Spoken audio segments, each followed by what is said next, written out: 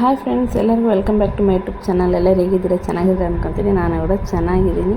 ಬಹಳ ದಿನ ಆದಮೇಲೆ ಲಾಗ್ ಸ್ಟಾರ್ಟ್ ಮಾಡ್ತಿದ್ದೀನಿ. ಲಾಗ್ ಏನಿಲ್ಲ ಅಂದರೂ 4-5 ದಿವಸ ಆಯ್ತು ಫ್ರೆಂಡ್, ನಾನು ಲಾಗ್ಸ್ ಮಾಡಿಲ್ಲ, ವಿಡಿಯೋನ ಅಪ್ಲೋಡ್ ಮಾಡಿಲ್ಲ. ನಿನ್ನೆ ಒಂದೇ ಒಂದು ವಿಡಿಯೋ ಅಪ್ಲೋಡ್ ಮಾಡಿದ್ದೆ, ಅದು ಆವಾಗ ಊರಿಗೆ ಹೋಗ್ತೇನೆ ಮುಂಚೆಗಳದು ಆ ವಿಡಿಯೋನ ಅಪ್ಲೋಡ್ ಮಾಡಿದ್ದೆ. ಇನ್ನು ನಾನು ಯಾಕೆ ಅಪ್ಲೋಡ್ ಮಾಡಿಲ್ಲ ಅಂತ ಹೇಳ್ತೀನಿ. ಇವಾಗ ನಾನು ಬಂದು ಈವ್ನಿಂಗ್ನೆಲ್ಲ ಲಾಗ್ ಸ್ಟಾರ್ಟ್ ಮಾಡ್ತಿದ್ದೀನಿ. ಬೆಳಗ್ಗೆನೇ ಸ್ಟಾರ್ಟ್ ಮಾಡಬೇಕಿತ್ತು. ಬೆಳಗ್ಗೆ ಏನು ಊಟ ಅಡುಗೆ ರೆಸಿಪೀಸ್ ಏನು ಊಟ ಮಾಡಿದ್ದಿಲ್ಲ ಫ್ರೆಂಡ್ಸ್, ಹಾಗಾಗಿ ಹೋಗ್ಲಿ ಬಿಡು ಸುಮ್ಮನೆ ಆಗಿಬಿಟ್ಟಿದ್ದೆ. ಇನ್ನು ಯಾಕಂದರೆ ಇನ್ನು ಗುರುವಾರನೂ ಇತ್ತಲ್ವ, ಹಾಗಾಗಿ ಏನು ಅಡುಗೆನೂ ಮಾಡಿದ್ದಿಲ್ಲ.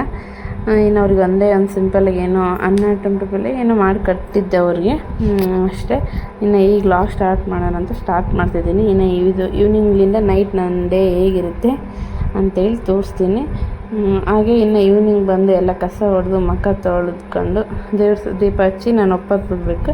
ಇನ್ನು ಪ್ರಿಯಾಂಶಿ ಊಟ ಸ್ನಾನ ಮಾಡಿಸ್ತೀನಿ ಫ್ರೆಂಡ್ಸ್, ಯಾಕಂದರೆ ಇವಾಗ ಬಿಸಿಲು ಜಗ್ಗಿದೆ ಅಲ್ವ, ಹಾಗಾಗಿ ಬೆಳಗ್ಗೆ ಮತ್ತು ಈವ್ನಿಂಗು ಅವ್ನಿಗೆ ಸ್ನಾನ ಮಾಡಿಸ್ತೀನಿ. ಸ್ನಾನ ಮಾಡಿಸಿದ್ದೆ. ಇನ್ನು ಅವನ್ನೇನು ಅಂದ್ಕೊಂಬಿಟ್ಟಾನ, ಡೈಲಿ ನಾನು ಈವ್ನಿಂಗ್ ಎಲ್ಲ ಕಸ ಬೆಳೆದು ಎಲ್ಲ ಇದು ದೇವ್ರ ಪೂಜೆ ಮಾಡಿ ಹೊರಗೆ ಹೋಗಿ ಸ್ವಲ್ಪ ಹೊತ್ತು ಕೂಡ್ತೀವಿ, ಹಂಗೆ ಅಂದ್ಕೊಂಬಿಟ್ಟಿದ್ದಾನೆ ಹೊರಗೆ ಕೂಡ್ತಾಳೆ ನಮ್ಮಮ್ಮ ಅಂತೇಳಿ. ಹಾಗಾಗಿ ಅವ್ನು ನನ್ನ ಕೂಗ್ತಿದ್ದ. ಇನ್ನು ನಾನು ಬರಲ್ಲ ಅಂತ ಗೊತ್ತಾಗಿ ದೀಪ ಹಚ್ಚಿ ಆಮೇಲೆ ಅವನಿಗೆ ಕರೆದೆ, ಬಂದ. ಇನ್ನು ನಾನು ಇಲ್ಲಿ ಏನು ಮಾಡ್ತಿದ್ದೀನಿ ಅಂತ ನಿಮಗೆ ಮುಂದೆ ಗೊತ್ತಾಗುತ್ತೆ. ಇನ್ನು ನಾನು ಯಾಕೆ ಇಷ್ಟು ದಿವಸ ಲಾಂಗ್ ಮಾಡಿದ್ದಿಲ್ಲ ಅಂದರೆ ಫ್ರೆಂಡ್ಸ್, ಅದೇ ಒಂದು ಸ್ವಲ್ಪ ಕೆಲಸ ಇತ್ತು, ಹಾಗಾಗಿ ಅಲ್ಲೇ ಹೋಗಿದ್ವಿ. ಇನ್ನು ಅಲ್ಲಿ ಹೋದ್ಮೇಲೆ ಸ್ವಲ್ಪ ನಮ್ಮ ಕಕ್ಕೇರವ್ರು ದೇವ್ರು ಮಾಡಿದ್ರು. ಇನ್ನು ಅಲ್ಲಿನೂ ವೀಡಿಯೋ ಅಷ್ಟು ಕ್ಯಾಪ್ಚರ್ ಮಾಡಿಲ್ಲ ಫ್ರೆಂಡ್ಸ್, ಯಾಕೋ ನನಗೂಟ ಒಂದು ಸ್ವಲ್ಪ ದಿವಸ ಏನೋ ನನ್ನ ಸ್ವಲ್ಪ ಮೂಡ್ ಅಪ್ಸೆಟ್ ಆಗಿಬಿಟ್ಟಿತ್ತು, ಸ್ವಲ್ಪ ಓಡಾಟ ಆಗಿಬಿಟ್ಟಿತ್ತು.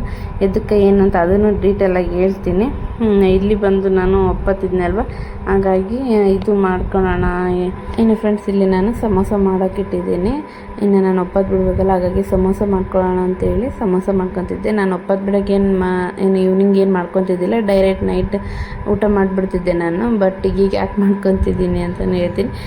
ಇನ್ನು ಸಮೋಸ ಮಾಡೋಕ್ಕೆ ಈರುಳ್ಳಿ ನಾನು ಸಣ್ಣದಾಗಿ ಕಟ್ ಮಾಡ್ಕೊಂಡಿದ್ದೀನಿ. ಹಾಗೆ ಎಲೆಕೋಸು ಇಲ್ಲಾಂದರೆ ಓಕೆ, ಸಮೋಸಕ್ಕೆ ಇದು ಈರುಳ್ಳಿ ಸಮೋಸ ಮಾಡ್ಕೋಬೋದು. ಬಟ್ ನಾನು ಪ್ರಿಯಾಂಶಿ ತಿನ್ನಿಸೋ ಕಾರಣಕ್ಕಾಗಿ ಈರುಳ್ಳಿ ಜಾಸ್ತಿ ಯೂಸ್ ಮಾಡಿದವನು ಕೊಡಲ್ಲ ಫ್ರೆಂಡ್ಸ್, ಯಾಕಂದರೆ ಇವಾಗ ಮಾತಾಡೋಕ್ಕೆ ಸ್ಟಾರ್ಟ್ ಮಾಡ್ತಿದ್ದಾನೆ. ಇನ್ನು ಈರುಳ್ಳಿ ತಿಂದು ನಾಲ್ಗೆ ದಪ್ಪ ಇದ್ದರೆ ಮತ್ತು ಅವನಿಗೆ ಪ್ರಾಬ್ಲಮ್ ಆಗುತ್ತೆ ಅಂತಂದೇಳಿ ನಾನು ಈರುಳ್ಳಿ ಅವಾಯ್ಡ್ ಮಾಡ್ತಿದ್ದೇನೆ ಆಲ್ಮೋಸ್ಟ್. ಹಾಗಾಗಿ ಒಂದು ಸ್ವಲ್ಪ ಎಲೆಕೋಸಿತ್ತು, ಅದನ್ನು ಕಟ್ ಮಾಡಿಕೊಂಡು ಇದು ಬೆನ್ಸ್ಕೊತಿದ್ದೀನಿ. ಎಣ್ಣೆಲೇ ಬೆನ್ಸ್ಕೋಬೇಕು ಫ್ರೆಂಡ್ಸ್, ನೀರು ಮಾತ್ರ ಒಂದು ಸ್ವಲ್ಪನೂ ನೀರು ಹಾಕ್ಬಾರ್ದು. ಇನ್ನು ನಾನು ಮಧ್ಯಾಹ್ನನೇ ಮಾಡ್ಕೋಬೇಕು ಅಂದ್ಕೊಂಡಿದ್ದೆ ಸಮೋಸ. ಮತ್ತು ಇರಲಿ ಬಿಡು, ಇವಾಗೇನು ಈವ್ನಿಂಗ್ ನಾನು ಒಪ್ಪತ್ತು ಮಾಡ್ಕೊಂಡ್ರೆ ಸುಡ ತಿನ್ನೋಕೆ ಬರುತ್ತೆ. ಮತ್ತು ನನ್ನ ಹಸ್ಬೆಂಡ್ ಬಂದ್ರು ಇನ್ನೂ ಚೆನ್ನಾಗಿರ್ತಾವೆ ಅವಾಗಂದರೆ, ಇನ್ನು ಮಧ್ಯಾಹ್ನಕ್ಕಂದ್ರೆ ಒಂಥರ ಆಗಿರ್ತಾವೆ ಅಂತೇಳಿ ನಾನು ಎಲ್ಲ ರೆಡಿ ಮಾಡ್ಕೊಂಡು ಇಟ್ಕೊಂಡಿದ್ದೆ. ಆಮೇಲೆ ಬೇಡ ಅಂತಂದು ಹೇಳಿ ಎಲ್ಲ ಕೊಯ್ದಿಟ್ಕೊಂಡು ಮತ್ತು ಫ್ರಿಡ್ಜಲ್ಲಿ ಇಟ್ಬಿಟ್ಟೆ. ಇನ್ನು ದೀಪ ಎಲ್ಲ ಹಚ್ಚಿ ಇವಾಗ ಮಾಡ್ತಿದ್ದೀನಿ. ಇನ್ನು ಇದು ಸಮೋಸೆಗೆ ಒಂದಿಷ್ಟು ನೀರು ಹಾಕ್ಬಾರ್ದು, ಹಾಗೆ ಎಣ್ಣೆಲಿ ಹಂಗೆ ಬೆನ್ಸ್ಕೋಬೇಕು ಇದಕ್ಕೆ, ಹಂಗಂದ್ರೆ ಚೆನ್ನಾಗಿ ಬರುತ್ತೆ. ಒಂದು ಸ್ವಲ್ಪ ನೀರಾಗಿದ್ರೆ ಒಂಥರ ಬೇಸಿರಲ್ಲ, ಎಣ್ಣೆಲಿ ಚೆನ್ನಾಗಿ ಫ್ರೈ ಮಾಡ್ಕೋಬೇಕು. ಈರುಳ್ಳಿ ಸಮೋಸನ ಮಾಡ್ಕೋಬೋದು, ಬಟ್ ಮಕ್ಕಳು ತಿನ್ನೋ ಆಗಿದ್ರೆ ಈರುಳ್ಳಿ ಸಮೋಸ ಮಾಡ್ಕೋಬೇಡಿ. ಈ ಥರ ಎಲೆಕೋಸಿಂದಾಗಲಿ ಇಲ್ಲಾಂದರೆ ಆಲೂಗಡ್ಡೆ ಚೆನ್ನಾಗಿ ಕುದಿಸ್ಕೊಂಡು ಅದನ್ನಾದ್ರೂ ಮಾಡ್ಕೋಬೋದು. ನಾನಿಲ್ಲಿ ಎಲೆಕೋಸು ಇತ್ತಂತ ಹೇಳಿ ನಾನು ಎಲೆಕೋಸು ಒಂದೇ ಒಂದು ಈರುಳ್ಳಿ ಅಷ್ಟೇ ಹಾಕಿದ್ದೀನಿ, ಜಾಸ್ತಿ ಹಾಕಿಲ್ಲ. ಈರುಳ್ಳಿ ಸಮೋಸ ಚೆನ್ನಾಗಿರುತ್ತೆ, ಬಟ್ ಅವ್ನು ತಿನ್ನೋ ಕಾರಣಕ್ಕಾಗಿ ನಾನು ಒಂದು ಸ್ವಲ್ಪ ಎಲೆಕೋಸು ಹಾಕಿದೆ. ಇನ್ನು ಇದಕ್ಕೆ ಬಂದು ಒಂದು ಸ್ವಲ್ಪ ಅರಿಶಿನ ಪುಡಿ, ಒಂದು ಸ್ವಲ್ಪ ಗರಂ ಮಸಾಲ, ಖಾರ ಪುಡಿ, ಇನ್ನು ಒಂದು ಸ್ವಲ್ಪ ರುಚಿ ತಕ್ಕಷ್ಟು ಉಪ್ಪು ಅಷ್ಟೇ ಹಾಕ್ತಿದ್ದೀನಿ, ಇನ್ನೇನಿಲ್ಲ ಇದಕ್ಕೆ. ಇನ್ನು ಇದು ಹಸಿಮೆಣ್ಸಿನ್ಕಾಯಿ ಹಾಕಿ ಮಾಡ್ಕೋಬೋದು, ಅದೇ ಹೇಳಿದ್ನಲ್ವ, ಇವನು ತಿಂತಾನೆ ಇವಾಗ, ಅವನು ತಿಂತಾನೆ ಅಲ್ವಾ, ಅವ್ನು ನಮಗೋಸ್ಕರ ನಾವು ಹಾಕ್ಕೊಂಡ್ರೆ ಇವಾಗ ಅವ್ನು ತಿನ್ನೋಕ್ಕೆ, ಇವಾಗ ಅವ್ನ ಕೈಯಾಗೆ ಕೊಟ್ಟರೆ ಇಟ್ಕೊಂಡು ತಿನ್ನಂಗಿದ್ದಾನೆ. ಇನ್ನು ಖಾರ ಆಗಿಬಿಡುತ್ತೆ, ಹಾಗಾಗಿ ನಾನು ಅವನಿಗೇನು ಕೊಡಲಿಲ್ಲ. ಅಂದರೆ ಅವನಿಗೆ ಅವ್ನು ತಿನ್ನೋಕ್ಕೋಸ್ಕರಾಗಿ ನಾನು ಹಸಿಮೆಣ್ಸಿನ್ಕಾಯಿ ಹಾಕಲಿಲ್ಲ, ಹಂಗೆ ಖಾರ ಹಾಕಿ ಮಾಡಿಕೊಂಡೆ. ಇನ್ನು ಇದನ್ನು ಪಲ್ಯನೂ ರೆಡಿ ಆಯಿತು. ಇನ್ನು ಇಲ್ಲಿ ಸಮೋಸೆಗೆ ಚಪಾತಿ ಬೇಕಲ್ವ, ಮೈದೆಟ್ ನೆನಿಟ್ಕೊಂಡಿದ್ನಲ್ವ, ಒಂದು ಸ್ವಲ್ಪನೇ ನೆನಿಟ್ಕೊಳ್ಳಿ. ನಿಮ್ಗೆ ಮನೆಯಲ್ಲಿರೋ ಮೆಂಬರ್ಸ್ ಮೇಲೆ ಹೋಗುತ್ತೆ ಯಾವ ಕಾಂಟ್ಯಾಕ್ಟ್ ಮೇಲೆ ಮಾಡಬೇಕಂತೇಳಿ. ನಾವಿರೋದು 3 ಅಲ್ವ, ತಲೆಗೆ ಒಂದು 2-3 ಬಂದರೆ ಸಾಕಂತೇಳಿ ನಾನು ಇಟ್ಟು ತೋರಿಸಿದ್ನಲ್ವ, ಅಷ್ಟೇ ನೆನಿಟ್ಕೊಂಡಿದ್ದೆ. ಇನ್ನು ಇಟ್ಟು ನೆನಿಟ್ಕೊಂಡು ಚಪಾತಿ ಮಾಡ್ಕೋಬೇಕು, ತೀಡ್ಕೋಬೇಕು. ತೀಡ್ಕೊಂಡಾದ್ಮೇಲೆ ಎಣ್ಣೆ ಏನು ಹಾಕ್ಲಾರ್ದಂಗೆ ಹಂಗೆ ಇದು ಹಂಚಿನ ಮೇಲೆ ಸ್ವಲ್ಪ ಬೆಚ್ಚಗೆ ಮಾಡ್ಕೋಬೇಕು. ಡೈರೆಕ್ಟೂ ಮಾಡ್ತಾರೆ, ಒಂಥರ ಡೈರೆಕ್ಟ್ ಮಾಡಿದರೆ ಒಂಥರ ಕ್ರಿಸ್ಪಿನೆಸ್ ಬರೋಲ್ಲ, ಯಾಕಂದರೆ ಒಳಗೆ ಎಣ್ಣೆಯಲ್ಲಿ ಅದು ಫ್ರೈ ಆಗೋಲ್ಲ ಅಂತಂದೇಳಿ ಚಪಾತಿ ಈ ಥರ ಎಣ್ಣೆ ಒಂದು ಸ್ವಲ್ಪ ಹಾಕ್ಬಾರ್ದು. ಆಮೇಲೆ ಚಪಾತಿ ಥರನೂ ಬೆನ್ನಿಸ್ಬಾರ್ದು, ಸುಮ್ಮನೆ ಇಟ್ಟು ಸ್ವಲ್ಪ ಹಿಂಗೆ ತೆಗಿಬೇಕು ಅಷ್ಟೇ, ಸ್ವಲ್ಪ ಆದರೆ ಸಾಕು. ಒಂದು ಸ್ವಲ್ಪ ಏನು ಬೆಂದ್ಕೊಂಡ್ರೆ ಸಾಕು, ಒಂದು ಸ್ವಲ್ಪ ಸುಟ್ಟರೆ ಸಾಕು, ಒಳಗಡೆ ಬೆಂದ್ಕೊಳ್ಳುತ್ತೆ ಅಲ್ವಾ. ಹಾಗಾಗಿ ಡೈರೆಕ್ಟ್ ಹಂಗೆ ಮಾಡಿದರೆ ಎಣ್ಣೆಲಿ ಬೆಂದ್ಕೊಳಲ್ಲ. ಹಾಗಾಗಿ ನಾನು ಒಂದು 4 ಚಪಾತಿ ಆಗಿದೆ ಫ್ರೆಂಡ್ಸ್ ಹೇಳ್ಬೇಕಂದ್ರೆ. ಇನ್ನು ಒಂದು ಚಪಾತಿಯಲ್ಲಿ ಏನಿಲ್ಲ ಅಂದರೆ 4 ಮಾಡ್ಕೊತೀನಿ, ಇನ್ನು 3 ಚಪಾತಿಯನ್ನು ಮಾಡ್ಕೊಂಡಿದ್ದೆ. 6 ಆದರೂ ಆಗ್ತವೆ, 6 ಇಲ್ಲಾಂದರೆ 7 ಆಗ್ತವೆ ಅಂದ್ಕೊಳ್ಳಿ. ಅದರಲ್ಲಿ ನಮಗೆ ಸರಿಯಾಗುತ್ತೆ. ನಿಮ್ಮ ಚಪಾತಿ ಮಾಡುವಾಗ ಗೊತ್ತಾಗುತ್ತೆ, ಒಂದು ಚಪಾತಿಯಲ್ಲಿ 2 ಇಲ್ಲಾಂದರೆ 4 ಹಾಗೆ ಆಗ್ತವೆ. ನಾವು ಎಷ್ಟು ಅಗಲ ತಿಳ್ಕೊತೀವಿ ಅದ್ರ ಮೇಲೆ ಡಿಪೆಂಡ್. ಇನ್ನು ನಾನು ಚಪಾತಿ ಎಲ್ಲ ತಿಳ್ಕೊಂಡಾದ್ಮೇಲೆ 3 4 ಆಗಿದ್ದಾವೆ. ಸೌನಾಗಿ ಇಟ್ಕೋಬೇಕು. ಸೌನಾಗಿ ಇಟ್ಕೊಂಡ್ರೆ ಇನ್ನು ಸಮೋಸ ಮಾಡುವಾಗ ಚೆನ್ನಾಗಿ ಬರುತ್ತೆ. ಅಂದರೆ ಸೌನಾಗಿ ಇಟ್ಕೊಂಡು ಇದು ಕಟ್ ಮಾಡ್ಕೋಬೇಕು.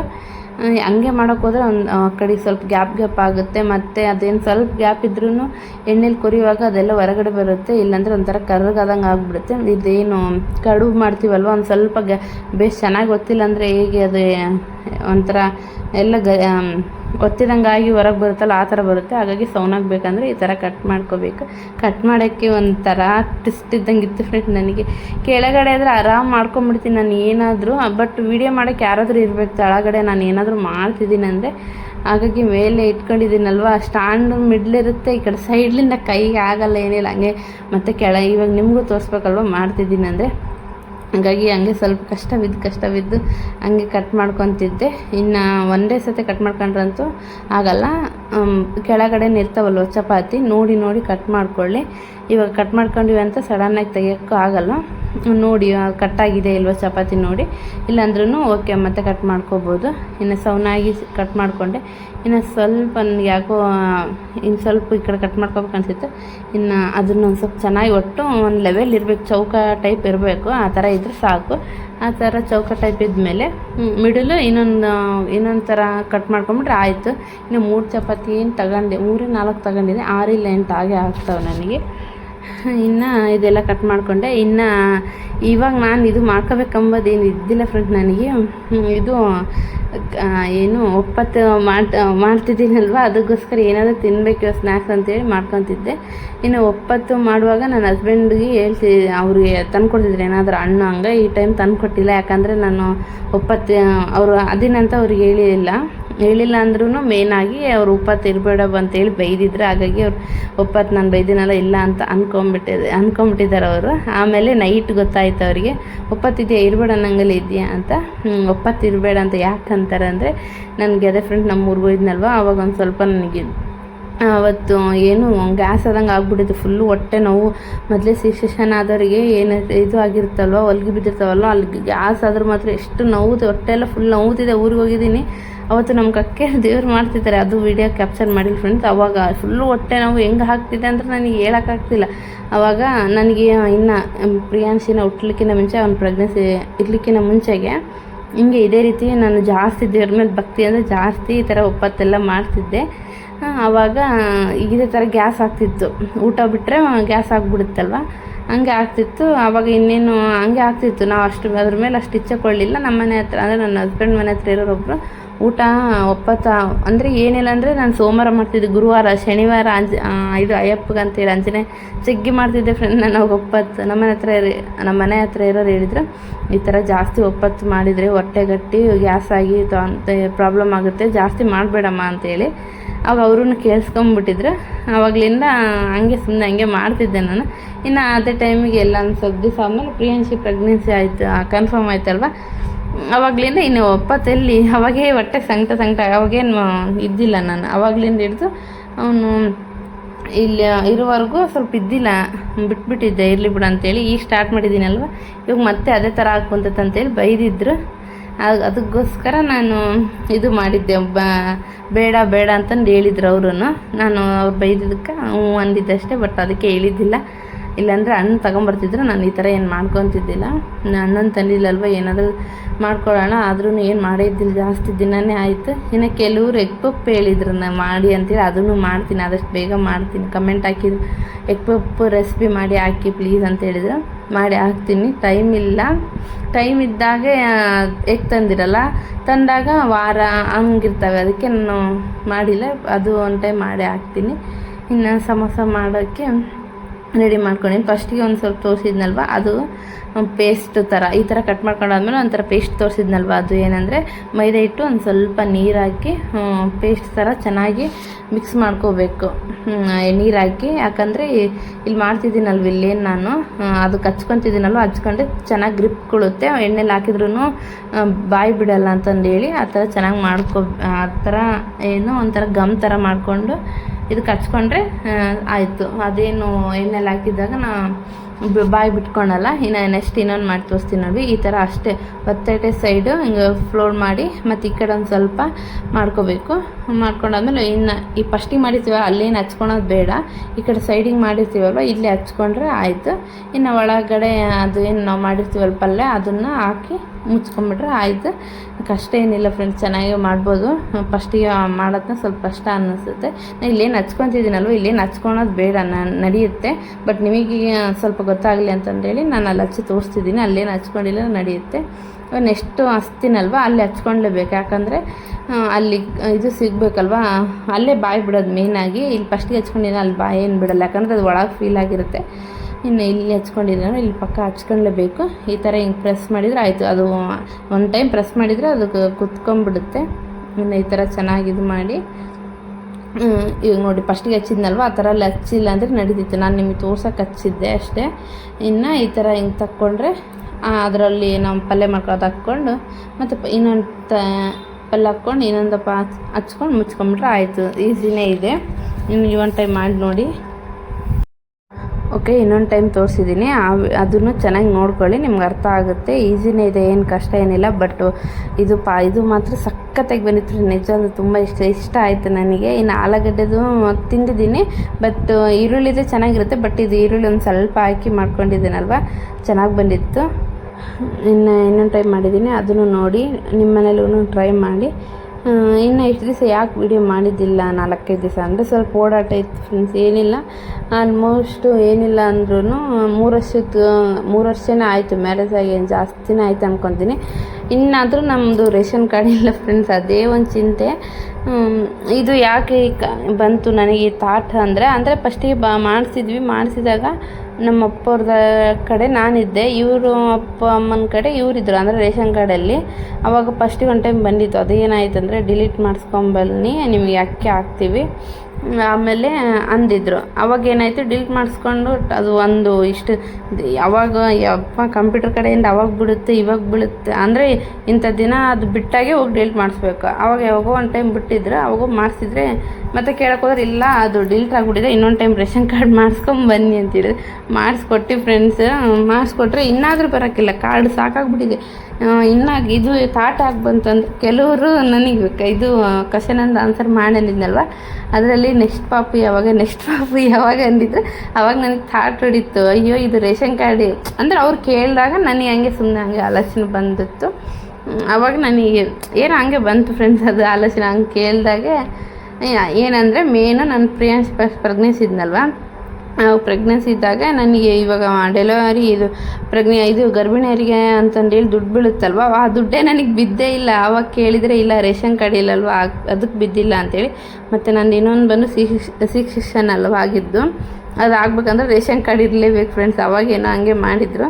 ಹಂಗಾಗಿ ಇವಾಗ ನಮ್ಮ ರೇಷನ್ ಕಾರ್ಡ್ ಬೇಕಲ್ವಾ ಅಂತಂದೇಳಿ ಅವರು ನೀವು ಕೇಳಿದ ಕ್ವಶನಿಗೆ ನನಗೆ ಹಂಗೆ ಥಾಟ್ ಹೊಡೆದು ನಾನು ಸ್ವಲ್ಪ ಎಲ್ಲ ನಮ್ಮ ಮನೆಯವರು ನಾವೆಲ್ಲ ಒಡ್ಡಾಡಿದ್ವಿ ಫ್ರೆಂಡ್ಸ್. ನಿಜ ತಲೆ ತಿಂದುಬಿಟ್ರೆ ಏನೇನು ರೇಷನ್ ಕಾರ್ಡ್ ಆಗ್ಬೇಕಂದ್ರೆ ಹಿಂಗಿರುತ್ತೆ. ನನಗೇನು ಸಾಕಾಗ್ಬಿಟ್ಟಿತ್ತು, ಯಾರು ರೇಷನ್ ಕಾರ್ಡ್ ಬೇಡ ಏನು ಬೇಡ ಅಂತ ಎಷ್ಟು ತಿರುಗಾಡಿ ಫ್ರೆಂಡ್ಸ್. ಒಂದು 3-4 ದಿವಸ ಅದಕ್ಕೆ ಆಗಿ ನನ್ನ ಹಸ್ಬೆಂಡ್ ನಾವು ಬರೀ ಅಲ್ಲೇ ಊರಲ್ಲೇ ರೀ ಪಾಪ, ಇವ್ರೂ ಡ್ಯೂಟಿ ಬಿಟ್ಟು ಅಲ್ಲೇ ತಿರುಗಾಡಿ ನಾವು ನೋಡಿದರೆ ಅವ್ರು ಹೇಳ್ತಾರೆ ಇಲ್ಲ ಇನ್ನು ಇವಾಗ ಒಂದು 2,000 ರೂಪಾಯಿ ಬೀಳ್ತಿದ್ದಾವಲ್ಲ ಫ್ರೆಂಡ್ಸ್, ಅದಕ್ಕೋಸ್ಕರ ಮಾಡ್ತಿದ್ದಾರೆ ಹಿಂಗೆ ಅಂತ ಹೇಳ್ತಿದ್ದಾರೆ.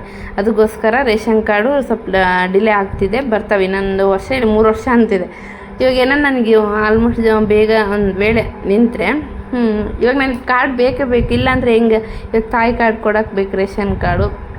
ನೆಕ್ಸ್ಟ್ ನನಗೆ ಇವಾಗ ಏನಾದರೂ ಡೆಲಿವರಿ ಆಗುತ್ತಲ್ಲ ಅವಾಗೂ ಬೇಕು ರೇಷನ್ ಕಾರ್ಡ್. ಅದಕ್ಕೋಸ್ಕರ ಅಷ್ಟು ಒಟ್ಟಾಡಿದರೆ ಅವ್ರು ಏನಂತಾರೆ, ಸರ್ ಹಿಂಗೆ ಈ ಥರ ಫಸ್ಟಿಗೆ ಈ ಥರ ನನಗೆ ಪಾಪ ಆದಾಗ ಈ ಥರ ಎಲ್ಲ ಕೇಳಿದರು, ನೆಕ್ಸ್ಟ್ ಹಿಂಗಾದರೆ ಹೆಂಗೆ ಅಂದರೆ ಅವರು ಹೇಳ್ತಿದ್ದಾರೆ ಆ ಥರ ಏನಾನ ಆದರೆ ಅಲ್ಲನೆಲ್ಲ ಆಸ್ಪತ್ರೆಯಿಂದ ಬರ್ಸ್ಕೊಂಬರ್ಬೇಕಂತ. ಅದು ನಮ್ಮ ಡಿಸ್ಟಿಕ್ಕಿಗೆ ಯಾವುದು ಇರುತ್ತಲ್ವ ಹಾಸ್ಪಿಟ್ಲ್, ಆ ಹಾಸ್ಪಿಟ್ಲಿಂದ ಬರ್ಸ್ಕೊಂಬರ್ಬೇಕಂತ. ನಮಗಂತ ಆಮೇಲೆ ಐತಿ ಹಿಂಗೆ ಎಲ್ಲ ಕೇಳಿದ್ವಿ ಹಾಸ್ಪಿಟ್ಲಿಗೆಲ್ಲ. ನಮ್ಮ ಹಸ್ಬೆಂಡ್ ಹೋಗಿ ತಿರುಗಾಡಿ ಕೇಳಿ ಬಂದರೆ ಅವರೇ ಈ ಥರ ಎಲ್ಲ ಆಗಲ್ಲಪ್ಪ, ಒಂದು ವೇಳೆ ಆ ಥರ ಏನಾದ್ರು ನಿಂತರೆ ನಿಮ್ಗೆ ಏನಾದರೂ ಆಪ್ಷನ್ ಹಂಗೆ ಏನಾದರೂ ಬೇಕಂದರೆ ಅಂಥ ವೇಳೆಗೆ ನಾವು ಮಾಡಿಕೊಡ್ತೀವಿ, ಇವಾಗ ಬರಲ್ಲ ಅಂತಂದು ಹೇಳಿ ತಿರುಗಿ ಸಾಕಾಯಿತು ಫ್ರೆಂಡ್ಸ್. ಇನ್ನು ಇದು ಯಾಕೆ ಹೇಳ್ತಿದ್ರೆ ನಿಮಗೂ ಹೆಲ್ಪ್ ಆಗುತ್ತಲ್ವ. ಇವಾಗ ನಾನು ವೀಡಿಯೋ ನೋಡಿದ್ರೆ ಯಾರಾದರೂ ಪ್ರೆಗ್ನೆನ್ಸಿ ಏನಾದರೂ ಇದ್ದರೆ ಡೆಲಿವರಿ ಆಗೋ ಟೈಮಲ್ಲಿ ಡಾಕ್ಟ್ರ್ ಹತ್ರ ಬರ್ಸ್ಕೊಳ್ಳಿ, ಈ ಥರ ನಮಗೆ ರೇಷನ್ ಕಾರ್ಡ್ ಬೇಕು ಅಂದರೆ ಅವ್ರು ಬರ್ಕೊಡ್ತಾರಂತೆ ಡಾಕ್ಟ್ರ್ ಅಂತ. ಮತ್ತು ನಾನೇನು ಈಗ ಇಲ್ಲ ಅಲ್ವಾ, ಹಾಗಾಗಿ ಅವ್ರು ಹೇಳಿದ್ರು ಆ ಥರ ಪ್ರೆಗ್ನೆನ್ಸಿ ಇದ್ದರೆ ಅಲ್ಲಿ ಏನಾದರೂ ಆ ಡಾಕ್ಟ್ರಿಗೆ ಕೇಳಿ ರಿಕ್ವೆಸ್ಟ್ ಮಾಡ್ಕೊಡಿ, ಈ ಥರ ಬರ್ಕೊಡಿ ನಮಗೆ ರೇಷನ್ ಕಾರ್ಡ್ ಬೇಕು ಅಂತಂದೇಳಿ ಅವ್ರು ಬರ್ಕೊಡ್ತಾರೆ. ಅದು ಬರ್ಸ್ಕೊಂಬಂದಿದ್ದು ನಿಮ್ಮ ಊರಲ್ಲಿ ಆಗಲಿ ಇರ್ತಾವಲ್ವ ಫುಡ್ ಆಫೀಸು, ಅಲ್ಲಿ ಕೊಟ್ಟರೆ ಬೇಗನೆ ಮಾಡಿಕೊಡ್ತಾರೆ. ನೋಡಿ ನಿಮ್ಗೆ ಯಾರಿಗಾದ್ರೂ ಹೆಲ್ಪ್ ಆಗುತ್ತೆ ಮಾಡ್ಕೊಳ್ಳಿ ಅಂತ ಹೇಳ್ತೀನಿ. ನಾನಂತ ತಿರುಗಿ ಸಾಕಾಯ್ತು ಫ್ರೆಂಡ್ಸ್ ನಿಜವಲ್ಲ. ಇನ್ನು ಇದೆ ನೀವು ಕ್ವಶನ್ ಕೇಳಿದ್ದಕ್ಕೆ ನನಗೆ ಅದು ರಿಯಲೈಸ್ ಆಯಿತು. ನೆಕ್ಸ್ಟ್ ಪಾಪ ಯಾವಾಗಂತ ಅದನ್ನು ಕೇಳಿದ್ದೀರಾ. ಆದಷ್ಟು ಬೇಗ ನಾವೇ ಸ್ವಲ್ಪ ಪ್ಲ್ಯಾನಿಂಗಲ್ಲಿದ್ವಿ, ಯಾಕಂದರೆ ಸೆಕ್ಷನ್ ಆದ್ರೆ 3 ವರ್ಷ ನೆಕ್ಸ್ಟ್ ಪಾಪ ಆಗಬಾರ್ದು ಅಂತ ಡಾಕ್ಟ್ರು ಅಲ್ಲಿ ಹೇಳಿದರು. ಮನೆಯಲ್ಲಿನೂ ಅಕ್ಕನವರು ಹೇಳಿದ್ರು, ಅಕ್ಕನವ್ರು ಇರ್ತಾರಲ್ಲ ಅವರು ಸೆಕ್ಷನ್ ಆಗಿದೆ ಹುಷಾರು, ನೆಕ್ಸ್ಟ್ ಪಾಪ 3 ಇಯರ್ ಆಗೋವರೆಗೂ ಬೇಡ ಹಂಗೆ ಅಂತೇಳಿ. ಹಾಗಾಗಿ ಪ್ಲ್ಯಾನಿಂಗಲ್ಲಿದ್ವಿ. ಇವಾಗೇನು ಆಗಿದೆ ಅಲ್ವ, ಈಗ ನಡೆಯುತ್ತೆ. ಅದಕ್ಕೋಸ್ಕರ ಅದೆಲ್ಲ ರೇಷನ್ ಕಾರ್ಡಿಗೋಸ್ಕರ ತಿರುಗಾಡಿದ್ವಿ. ನಿಮಗೆ ಯಾರಿಗಾದರೂ ಪ್ರೆಗ್ನೆನ್ಸಿ ಇದ್ದರೆ ನಿಮಗೂ ಹೆಲ್ಪ್ ಆಗುತ್ತೆ ನೋಡಿ, ಕೇಳಿಕೊಂಡು ಹಾಸ್ಪಿಟಲ್ಲಿ ಅದೇನೋ ಬರ್ಸ್ಕೊಂಡು ಹೋಗ್ಬೇಕಂತ ನೋಡಿ, ಬರ್ಸ್ಕೊಂಡು ಹೋಗಿ ಫುಡ್ ಆಫೀಸಲ್ಲಿ ಕೊಡಿ, ಬೇಗನೆ ರೇಷನ್ ಕಾರ್ಡ್ ಬರುತ್ತೆ. ಅದು ಒಂದು ಇದರಲ್ಲಾದರೂ ಕಾರ್ಡಾದರೂ ಬರುತ್ತಲ್ವ, ನಿಮಗೂ ಹೆಲ್ಪ್ ಆಗುತ್ತಂತ ಹೇಳಿದೆ. ಅದಕ್ಕೋಸ್ಕರ ಅದೇ ಟೆನ್ಷನ್ನಿಂದನೇ ನಾನು ವೀಡಿಯೋಸೇ ಮಾಡಿದ್ದಿಲ್ಲ ಫ್ರೆಂಡ್ಸ್. ತಲೆ ನೋವು ಯಪ್ಪ ಅನ್ನಂಗೆ ಆಗ್ಬಿಟ್ಟಿತ್ತು. ಅದಕ್ಕೋಸ್ಕರನೇ ಫಸ್ಟ್ ಪ್ರೆಗ್ನೆನ್ಸಿ ನನಗೆ ದುಡ್ಡೂ ಬಿದ್ದಿಲ್ಲ. ನೋಡೋಣ ಹೆಂಗಾಗುತ್ತೆ ಅಂತಂದೇಳಿ ನಿಮ್ಗೆ ಹೆಲ್ಪ್ ಆಗುತ್ತಂತ ಹೇಳಿದೆ. ಇನ್ನು ಸಮೋಸನೂ ಎಲ್ಲೋ ಮಾಡಿಕೊಂಡೆ ಫ್ರೆಂಡ್. ಮಾಡ್ಕೊಂಡಾದ್ಮೇಲೆ ಎಣ್ಣೆಲಿ ಒಂದೊಂದೇ ಹಾಕಿ ಅದು ಚೆನ್ನಾಗಿ ಕೊರ್ಕೊತಿದ್ದೆ. ಇನ್ನು ಸಮೋಸ ನಿಜ ಫ್ರೆಂಡ್ಸ್ ಏನು ಸಕ್ಕತ್ತಾಗಿದ್ದು ಅಂದರೆ ನಿಜ. ನನ್ನ ಹಸ್ಬೆಂಡ್ ಬಿಟ್ಟು ಅದನ್ನು ವಿಡಿಯೋ ಇದೆ, ಅದನ್ನು ನೋಡಿ ತುಂಬ ಸಕ್ಕತ್ತಾಗಿದೆ, ಅವರು ಚೆನ್ನಾಗಾಗಿದೆ ಅಂತಂದು ಹೇಳಿದ್ರು. ನನಗೆ ಇಷ್ಟ ಆಯಿತು. ಇನ್ನು ಹಾಗೆ ಸಮೋಸ ಎಲ್ಲ ಮಾಡಿದ್ನಲ್ವ, ಇನ್ನು ಲಾಸ್ಟಲ್ಲಿ ಎಲ್ಲ ನಾವು ಚೌಕ ಥರ ಕಟ್ ಮಾಡ್ಕೊಂಡಿದ್ದೀನಿ ಉಳಿದಿರುತ್ತಲ್ವ ಹಿಟ್ಟು, ಆ ಹಿಟ್ಟನ್ನೇನು ವೇಸ್ಟ್ ಮಾಡೋಕ್ಕೆ ಹೋಗಬೇಡಿ, ಯಾಕಂದರೆ ಈ ಥರ ಎಣ್ಣೆಲೆ ಫ್ರೈ ಮಾಡ್ಕೊಳ್ಳಿ. ಇನ್ನು ಇದನ್ನು ಫಸ್ಟಿಗೆ ಈ ಥರ ಕಟ್ ಮಾಡ್ಕೊಂಡು ಎಣ್ಣೆಲಿ ಫಸ್ಟಿಗೆ ಫ್ರೈ ಮಾಡ್ಕೊಳಂಗಿದ್ರೆ ಫ್ರೈ ಮಾಡಿಕೊಂಡು ಸಮೋಸಾಗೆ ಏನು ನಾನು ಪಲ್ಯ ಮಾಡಿದ್ನಲ್ವ ಅದರಲ್ಲಿ ಚೆನ್ನಾಗಿ ಸಣ್ಣದಾಗಿ ಕೈಯಲ್ಲಿ ಹಿಂಗಿಟ್ರೆ ಪಟ ಮುರಿದೋಗ್ತವೆ. ಸಣ್ಣದಾಗಿ ಮುರಿದಾದ್ಮೇಲೆ ಅದ್ರ ಹಾಕ್ಕೊಂಡು ನಾನು ಇದು ಮಾಡಿದ್ನಲ್ವ ಸಮೋಸ ಅದರೊಳಗೆ ಫೀಲ್ ಮಾಡಿಕೊಂಡು ಅಂದರೆ ಅದರೊಳಗೆ ತುಂಬಿಕೊಂಡು ಮಾಡಿಕೊಂಡ್ರು ಸಖತ್ತಾಗಿರುತ್ತೆ. ಬಟ್ ನನಗೆ ನೆನಪಾಗಲಿಲ್ಲ, ಹಾಗಾಗಿ ನಾನು ಸುಮ್ಮನೆ ಆಗಿಬಿಟ್ಟೆ. ಇನ್ನು ಲಾಸ್ಟಲ್ಲಿ ಸಮೋಸ ಎಲ್ಲ ಕೊರೆದಾದ್ಮೇಲೆ ಇದು ಪುಡಿ ಇದ್ವಲ್ಲ ಅಂತಂದೇಳಿ ಈಗ ನಾನು ಇದನ್ನು ಚೆನ್ನಾಗಿ ಎಣ್ಣೆಲಿ ಫ್ರೈ ಮಾಡ್ಕೊತಿದ್ದೆ. ಓಕೆ ಫ್ರೆಂಡ್ಸ್, ಹಾಗೆ ನಾನು ಹೇಳಿದ್ದನ್ನು ಒಂದು ಸ್ವಲ್ಪ ಇದು ಮಾಡ್ಕೊಳ್ಳಿ, ಏನು ಅರ್ಥ ಮಾಡ್ಕೊಳ್ಳಿ. ಯಾರಾದರೂ ಪ್ರೆಗ್ನೆನ್ಸಿ ಇದ್ದರೆ ಒಂದು ವೇಳೆ ಏನಾದರೂ ರೇಷನ್ ಕಾರ್ಡ್ ಇಲ್ಲ ಅಂದರೆ ಇದೊಂದು ಸ್ವಲ್ಪ ಹೆಲ್ಪ್ ಆಗುತ್ತೆ ನಿಮಗೂ ಅಂತಂದು ಹೇಳಿದೆ ಅಷ್ಟೇ. ಅಲ್ಲಿ ಹಾಸ್ಪಿಟ್ಲ್ ಕಡೆಯಿಂದ ಬರ್ಕೊಂಡು ಫುಡ್ ಹಾಕ್ಸಿ ಕೊಟ್ಟರೆ ರೇಷನ್ ಕಾರ್ಡ್ ಬೇಗನೆ ಮಾಡಿಕೊಡ್ತಾರಂತೆ.